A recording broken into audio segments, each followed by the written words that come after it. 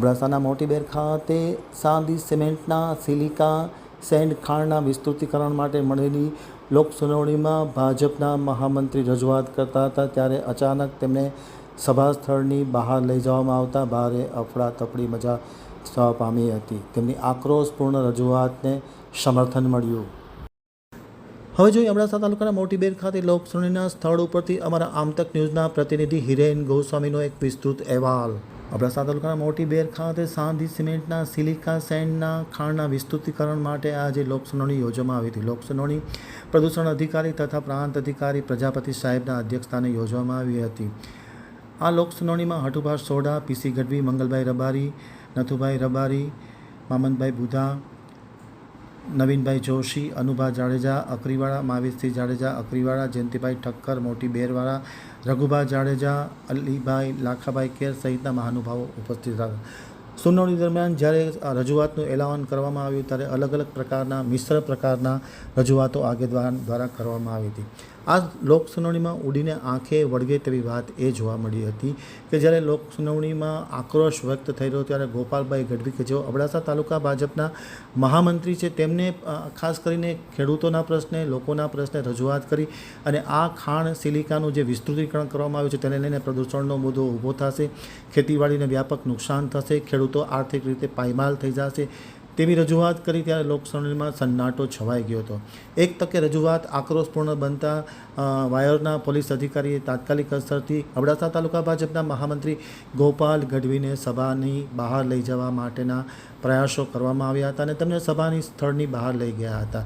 જે મુદ્દો આજે ટોક ઓફ ધ ટાઉન બન્યો છે. લોકસુનાવણીનો સૌથી મુખ્ય મુદ્દો આ બનવા પામ્યો છે કે ખુદ ભાજપના પદાધિકારી જ્યારે ખેડૂતના પ્રશ્ને, લોકોના પ્રશ્ને રજૂઆત કરે ત્યારે તેમની લોકસુનાવણીમાં રજૂઆત સાંભળવા દેવામાં ન આવે અને તેમને સભા સ્થળથી બહાર લઈ જવામાં આવે. આ સમગ્ર ઘટના ભાજપના નેતાઓ માટે શરમજનક બની હતી અને આખરે લોકસુનાવણીનું કામ પરિપૂર્ણ થયું હતું.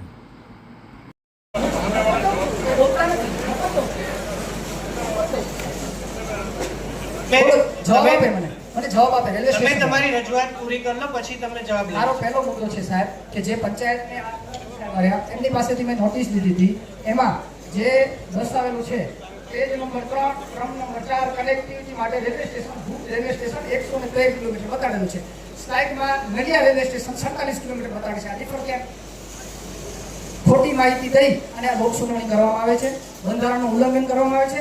આપ અત્યારે નામદાર ચેર છો, આપ બેઠા છો, કદાચ ગમે એમ કરીને કંપની તો પાવરવાળી છે કે લોકસુનાવણી કરી જશે સાહેબ, બંધારણનો અધિકાર મારા પાસેથી કોઈ નહીં છે. હું નામદાર કોર્ટમાં જઈશ અને આ અગેન્સ્ટ આપના અગેન્સ્ટ પર જઈશ કે મેં વાંધા રજૂ કર્યા હતા તેમ છતાંય મારા વાંધા ધ્યાને લીધા વગર આ લોકસુનાવણી ચાલુ કરી છે. સાહેબ એનું એક જ ઉદાહરણ આપું આપને. એક જ ઉદાહરણ.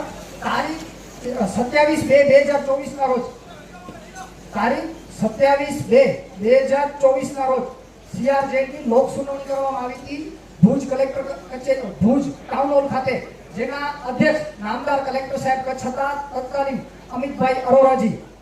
એમણે આ પ્રશ્ન સાથે અડધા કલાકમાં લોકસુનાવણી બંધ કરી હતી. હવે તમે શું કરો છો એવું જોઉં છું કે નામદાર કલેક્ટરના ઓર્ડરને ગણો છો કે અવગણો છો?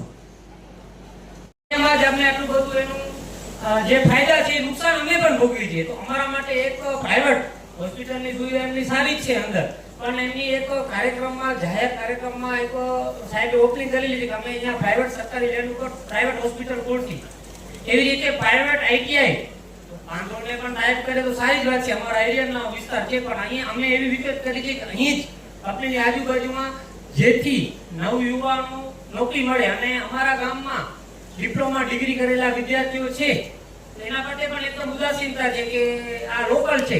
ચલો જેના કારણે ડિગ્રી નથી એને આપણે પણ ના કહી શકીએ કે તમે લગાડો, પણ જેના કારણે ડિપ્લોમા, ડિગ્રી, ITI બધું છે એના માટે પણ એમને આગળ આવવું જોઈએ. ખાસ મારી સાહેબ તમને એવી વિનંતી છે કે આ વિસ્તારમાં જ્યારે વિપો જોવો કે આવી કુદરતી આફતો આવે છે, મારું ગામ આપણી વાલાવલી આ બધા ગામ એક સદમ સરહદી એરિયાના ગામો છે કે એકદમ સ્થળાંતર કરવાનો ઓર્ડર આવી જાય છે. તો એ જ કંપનીને આપણે વિનંતી કરી કે આપણે સેન્ટરો મોટા બનાવી આપે જેથી ગામડાઓને સ્થળાંતર કરવા માટે બહુ સરળ સુવિધા છે. બીજી છે